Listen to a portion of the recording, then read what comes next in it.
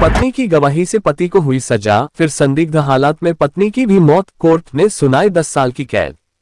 फतेहपुर के थाना मलवा के गांव पैगंबरपुर में 6 साल पहले हुई हत्या के एक मामले में अपर सत्र न्यायाधीश एएसजे कोर्ट संख्या 1 फतेहपुर ने सोमवार को फैसला सुनाते हुए आरोपी अशोक कुमार को 10 वर्ष की कठोर सजा और 25,000 रुपये जुर्माने की सजा सुनाई है। यह मामला वर्ष 2019 की जुलाई का है, जिसमें आरोपी अशोक कुमार ने अपनी मां श्यामा देवी की डंडों से पिटाई कर दी थी, जिससे उनकी मौत हो गई थी।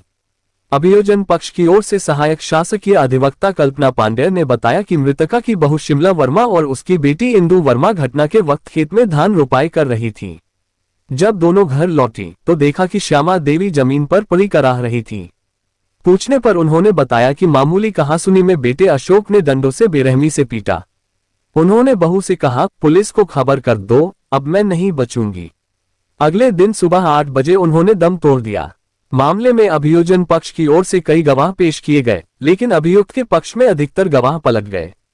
सिर्फ बहू शिमला देवी ने बिना डरे अदालत में बयान दिया और आरोपी को दोषी करार दिलाने में अहम भूमिका निभाई। सहायक शासकीय अधिवक्ता कल्पना पांडेय ने ये भी बताया कि कोर्ट में गवाही देने के कुछ समय बाद शिमला देवी की भी संदिग्ध परिस्थितियों में मौत हो गई। आज तक पता नहीं चला कि वह कैसे मरी और कहां गई। संदेह है कि आरोपी ने उसे मरवा दिया हो। एएसजे कोर्ट संख्या 1 के न्यायाधीश रामकिशोर की न्यायालय ने सुनवाई करते हुए आज आरोपी अशोक कुमार को गैर इरादतन हत्या धारा 304 आईपीसी में 10 वर्ष की कठोर सजा और 25,000 रुपये जुर्माने की सजा सुनाई है।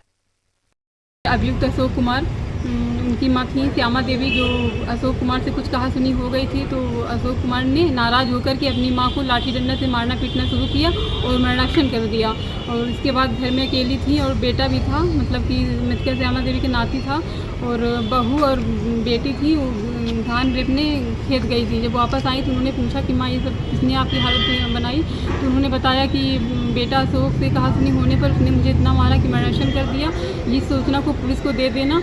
और कुछ देर बाद उसकी माँ सुबह 8 बजे उसकी मौत हो गई मारपीट से।